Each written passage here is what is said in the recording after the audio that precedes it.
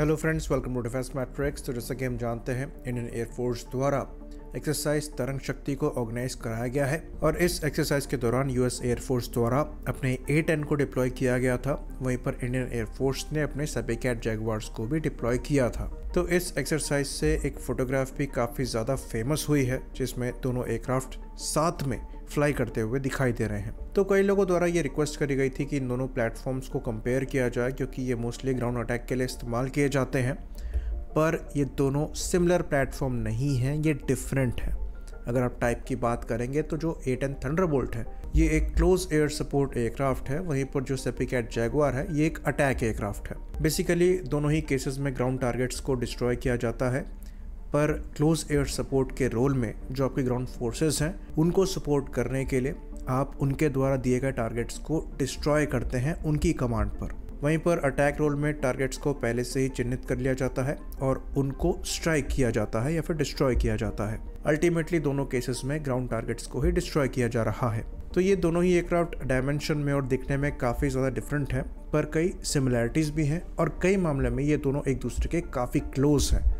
आज के इस वीडियो में हम यही समझने की कोशिश करेंगे। तो अगर आप दोनों ही प्लेटफॉर्म्स के डायमेंशंस को देखेंगे तो आपको काफ़ी ज़्यादा डिफरेंस दिखाई देगा, और ये एक्चुअली इतना है नहीं जितना दिखता है। खाली विंग स्पैन का जो डिफरेंस है ये काफ़ी ज़्यादा है, वरना लंबाई और हाइट में दोनों ऑलमोस्ट काफ़ी क्लोज है। इवन लंबाई में जो सैपिकैट जैगुआर है ये थोड़ा सा लंबा है A-10 थंडरबोल्ट से।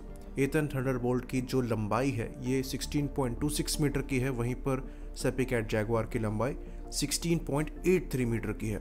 विंग स्पैन की बात करें तो इसी की वजह से जो A-10 थंडरबोल्ट है ये ज़्यादा बड़ा नज़र आता है, जहाँ पर विंग स्पैन 17.53 मीटर का है। वहीं पर जैगुआर का जो विंग स्पैन है ये इसके आधे से भी कम 8.69 मीटर का है।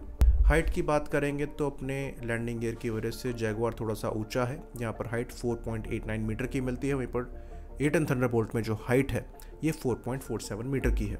वहीं पर जो एम्प्टी वेट है A-10 थंडरबोल्ट का ये 11,321 किलोग्राम्स है और जैगुआर का ये 7,000 किलोग्राम का है। तो A-10 के केस में जैसा कि हमने बताया, जो विंग स्पैन है ये ऑलमोस्ट दुगना है जैगुआर का, और साथ ही साथ यहाँ पर आर्मर भी थोड़ा थिकर है, इसलिए जो एम्प्टी वेट है ये A-10 का ज़्यादा है। तो यहाँ पर जो डिफरेंस है ये 4,000 किलोग्राम के अप्रॉक्स का है। वहीं पर बात करें मैक्सिमम टेक ऑफ वेट की तो ये डिफरेंस वहाँ भी नज़र आता है।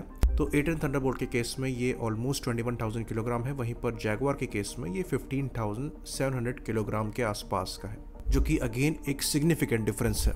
वहीं पर बात करें फ्यूल कैपेसिटी की, जो कि एक्चुअली एंड्योरेंस को डायरेक्टली अफेक्ट करती है, तो A-10 के केस में ये ऑलमोस्ट 5,000 किलोग्राम का फ्यूल इंटरनली कैरी करने में सक्षम है। वहीं पर जो जैगुआर है ये ऑलमोस्ट 4,200 लीटर्स का फ्यूल इंटरनली कैरी कर सकते हैं। अगर आप इनको किलोग्राम में कन्वर्ट करेंगे तो ये कैपेसिटी 3,360 किलोग्राम की होगी, जो कि A-10 के 4,990 किलोग्राम के कंपैरिजन में काफ़ी कम है। इसके पीछे अगेन विंग स्पैन ही रीज़न है, क्योंकि विंग स्पैन ज़्यादा बड़ा है A-10 का, इसलिए ज़्यादा फ्यूल यहाँ पर कैरी किया जा सकता है। तो आपने देखा होगा कि ज़्यादातर समय जो सैपिकैट जैगुआर्स हैं ये ड्रॉप टैंक्स को कैरी करते हैं। इसके पीछे यही कारण है कि जो इंटरनल फ्यूल कैपेसिटी है जैगुआर्स की ये कम है। तो इनबोर्ड पैलोन में दो 1200 लीटर के ड्रॉप टैंक्स यहाँ पर ऑलमोस्ट हर टाइम कैरी किए जाते हैं। अगर आप इंडियन एयरफोर्स के जैगुआर्स को देखेंगे तो एक्सटर्नली करीबन 2400 लीटर का फ्यूल ये कैरी करते हैं। तो फ्यूल कैपेसिटी में दोनों एयरक्राफ्ट मैच तो हो जाते हैं, पर दो हार्ड पॉइंट भी सैपिकैट जैगुआर को गंवाने पड़ते हैं। हार्ड पॉइंट की बात यहाँ पर हो रही है तो ये भी डिस्कस कर लेते हैं। तो सैपिकैट जैगुआर में 6 हार्ड पॉइंट है विंग्स पर, जिसमें से 2 नीचे हैं, एक ऊपर है और एक सेंटर लाइन पाइलॉन है। वहीं पर आप बात करेंगे A-10 की तो यहाँ पर टोटल 11 हार्ड पॉइंट हैं, जिसमें से 8 जो है ये अंडर विंग है, 3 जो है ये अंडर फ्यूसलाज है। तो इन हार्ड पॉइंट में जो पेलोड कैपेसिटी है A-10 की ये 7,260 किलोग्राम की है। वहीं पर अगर आप जैगुआर की बात करेंगे तो यहाँ पर जो पेलोड कैपेसिटी है ये 4,500 किलोग्राम की है, जो कि ऑलमोस्ट 3,000 किलोग्राम कम है A-10 की कैपेसिटी के। तो A-10 का डिज़ाइन बहुत एरोडायनेमिक डिज़ाइन नहीं है, जिसकी वजह से जो आपको कॉम्बैट रेंज मिलती है ये बहुत ज़्यादा नहीं मिलती है। 460 किलोमीटर के अप्रॉक्स की बताई जाती है डिफरेंट रोज में। इसके कंपैरिजन में आपको इंटरनल फ्यूल में ही जैगुआर की कॉम्बैट रेंज ज़्यादा मिल जाएगी, जो कि 575 किलोमीटर के अप्रॉक्स की बताई जाती है। बाकी डीप स्ट्राइक मिशन में जिसमें ये एयरक्राफ्ट हाई फ्लाई कर सकता है, इसमें कॉम्बैट रेंज 815 किलोमीटर के अप्रॉक्स की बताई जाती है। पर अगर आप दोनों प्लेटफॉर्म के रेंजेस को सिमिलर कॉम्बैट रूल्स में देखेंगे तो A10 की आपको 460 किलोमीटर मिलेगी और जैगवार की आपको 575 किलोमीटर मिलेगी इंटरनल फ्यूल में। तो यहाँ पर जैगवार बाजी मारता है।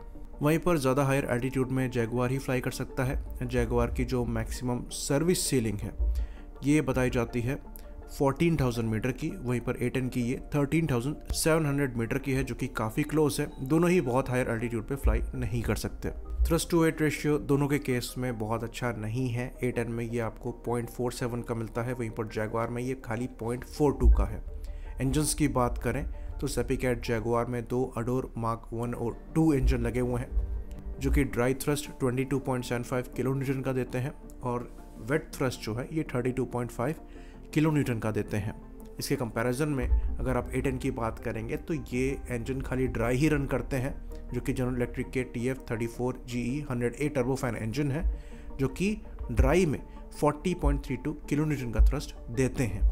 तो ये बात भी हम आपको बता दें कि जो जैगवार के इंजन्स हैं ये ड्राई स्टेट में कम फ्यूल को कंज्यूम करते हैं, जिसकी वजह से आपको बेटर कॉम्बैट रेंज भी यहाँ पर मिलती है। बात करें वेपनरी की तो दोनों के ही अपने अपने एडवांटेज हैं। A10 थंडरबोल्ट ज़्यादा वेपन्स कैरी कर सकता है जैसे कि हमने डिस्कस किया, और ये एयरक्राफ्ट फेमस है अपनी 30 मिलीमीटर की GAU-8 एवेंजर रोटेटरी कैनन की वजह से, जो कि 30 मिलीमीटर के राउंड्स फायर करने में सक्षम है। और ऐसी बुलेट्स ये 1174 कैरी करने में सक्षम है। कहा यह जाता है कि ये 1350 राउंड्स को भी कैरी कर सकती है, पर जनरली 1174 राउंड्स ही कैरी किए जाते हैं। बाकी जो मेन गन है जहां पर ये बुलेट्स कैरी करी जाती हैं, उनको प्रोटेक्शन प्रोवाइड कराने के लिए अलग से आर्मर प्लेट्स को दिया गया है, जो कि एयरक्राफ्ट की स्किन और जो बुलेट कैरिंग ड्रम है उसके बीच में लगी हुई है। तो करीबन 7 बैरल है इस रोटेटरी कैनन में, और जो रेट ऑफ फायर है ये 2100 से 4200 राउंड्स पर मिनट का हो सकता है। जनरली इसको 3900 राउंड्स पर मिनट पर रखा जाता है। तो पहले ही सेकंड में ये 50 राउंड्स को फायर करती है, और उसके बाद जो फायर रेट है ये बढ़कर 65 से 70 राउंड्स पर सेकंड बन जाता है। तो ये काफ़ी ज़्यादा एक्यूरेट गन है, और इसके लिए कहा जाता है कि ये अपने 80% शॉट को खाली 40 फीट के डायमीटर पर प्रिसाइजली लैंड कराने में सक्षम है, वो भी 4000 फीट की ऊंचाई से। तो ये चीज़ हम जानते हैं कि ये पूरा का पूरा एयरक्राफ्ट इसी कैनन के अराउंड ही डिज़ाइन किया गया है, और यही इसका पार्टी पीस है। पर इसका मतलब ये नहीं है कि यही एकमात्र वेपन है जो कि ये एयरक्राफ्ट कैरी करता है। जैसे कि हमने बताया, यहाँ पर 11 यानी कि 11 हार्ड पॉइंट्स दिए गए हैं।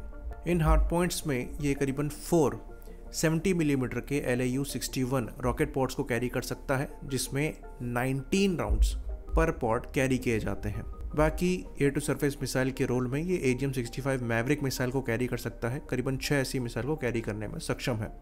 बॉम्ब्स की बात करें तो यहाँ पर अनगाइडेड आयरन बॉम्ब्स को कैरी किया जा सकता है, मार्क 77 इंसीडियरी बॉम्ब्स को कैरी किया जा सकता है, जो लेज़र गाइडेड पेवे बॉम्ब्स हैं उनको कैरी किया जा सकता है, JDAMs यहाँ पर कैरी किए जा सकते हैं, और गाइडेंस के लिए यहाँ पर एक टारगेटिंग पॉड दिया गया है, जो कि लाइटनिंग भी हो सकता है या फिर अमेरिकन स्नाइपर पॉड भी हो सकता है। यही एकमात्र इसका मेन एवियोनिक है जिसको टारगेट एक्विजिशन के लिए इस्तेमाल किया जाता है। इस एयरक्राफ्ट में क्योंकि मेन गन ही लगी हुई है इसके चिन में, तो कोई भी रडार यहाँ पर कैरी नहीं किया जाता है। अब बात करते हैं सेपीकैट जैगवार की। तो सेपीकैट जैगवार के अपने एडवांटेज हैं। अगर A10 थंडरबोल्ट का जो पार्टी पीस है ये इसकी मेन 30 मिलीमीटर की एवेंजर कैनन है, तो जैगवार का जो पार्टी पीस है ये इसकी स्टेल्थ फ्लाइंग कैपेबिलिटी है। ये एयरक्राफ्ट स्टेल्दी नहीं है, पर ये इतना लो फ्लाई करता है कि ये एनिमी के रडार से अपने आप को बचा सकता है, जिसकी वजह से ये स्नीक करते हुए एनिमी को सरप्राइज कर सकता है। तो यहाँ पर भी जो गन कैरी करी जाती है ये 30 मिलीमीटर की डेफा कैनन है, जिसके करीबन 150 राउंड्स यहाँ पर है। इसके कंपैरिजन में A10 के पास 10 टाइम्स राउंड ज़्यादा है। तो जो पुराने जैगवार्स होते थे उसमें ऐसी 2 कैनन होती थी, पर नए जैगवार्स में जो कि इंडियन एयरफोर्स द्वारा इस्तेमाल किए जाते हैं ऐसी एक ही कैनन है। दूसरी साइड को मॉडिफाई किया गया है टारगेटिंग पॉड को कैरी करने के लिए, तो वहाँ पर एक एडिशनल हार्ड पॉइंट को लगाया गया है।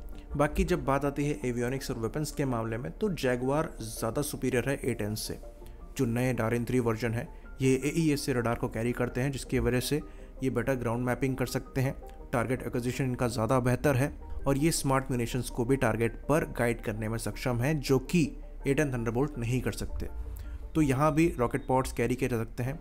इंडियन एयरफोर्स के जैगवार कैरी नहीं करते हैं। यूजुअली यहाँ पर air to surface Rampage missile India द्वारा इंटीग्रेट करी गई हैं। DRDO 100 यहाँ पर ये फायर करने में सक्षम है। रुद्रम 1 मिसाइल यहाँ पर लगाई जाएगी जो कि एंटी रेडिएशन परफॉर्म करने में सक्षम होगी। एंटी शिप रोल में ये हार्पून मिसाइल को कैरी कर सकते हैं। साथ ही साथ यहाँ पर न्यूक्लियर वेपन को भी या फिर न्यूक्लियर बॉम्ब को भी कैरी किया जा सकता है। बाकी जो आपके लेज़र गाइडेड बॉम्ब्स हैं वो भी यहाँ पर कैरी किए जा सकते हैं।